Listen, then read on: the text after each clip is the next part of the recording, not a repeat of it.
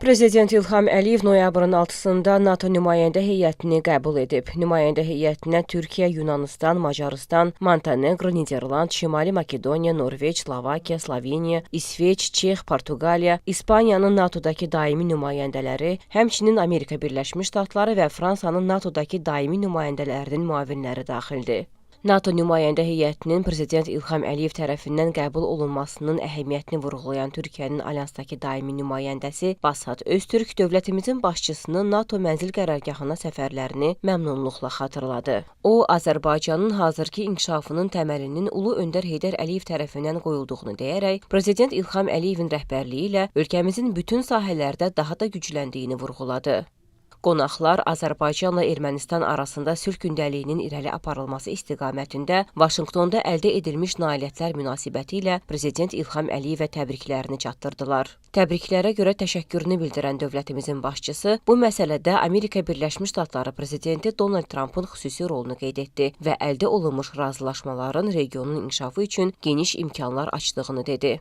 Prezident İlham Əliyev də öz növbəsində NATO mənzil qərargahına səfərlərini xatırlayaraq qeyd etdi ki, Əfqanistandakı əməliyyatlara dəstək Azərbaycan-NATO əməkdaşlığının vacib hissəsi olsa da, ölkəmizlə alyans arasında regional inkişaf, enerji təhlükəsizliyi və digər istiqamətlər üzrə əməkdaşlıq da gündəmdədir. Dövlətimizin başçısı Azərbaycan ordusunun NATO standartlarına uyğunlaşdırıldığını və bu çərçivədə Türkiyə ordusu ilə sıx əməkdaşlığı vurğuladı. Bu xüsusda ölkəmizlə alyans arasında əlaqələrin genişləndirilməsinin roluna toxundu. Prezident İlham Əliyev Azərbaycanın ötən əsrin əvvəllərində müstəqilliyini qazandıqdan bəri əsas məqsədimizə çatdığımızı, torpaqlarımızın işğaldan azad olunduğunu vurğulayaraq qeyd etdi ki, ordumuzun müasirləşdirilməsi prosesi bundan sonra da davam edəcək. Dövlətimizin başçısı NATO nümayəndə heyətinin ölkəmizə səfərinin uğurlu olacağına ümidvarlığını bildirdi.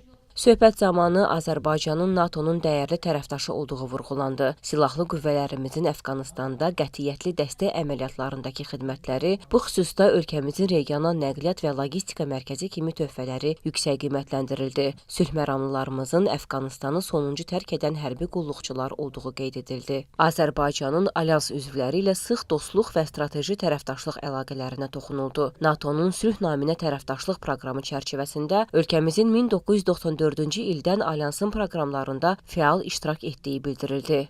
Görüşdə Azərbaycan-NATO əməkdaşlığının perspektivləri müzakirə olundu, regional və qlobal məsələlərə dair fikir mübadiləsi aparıldı.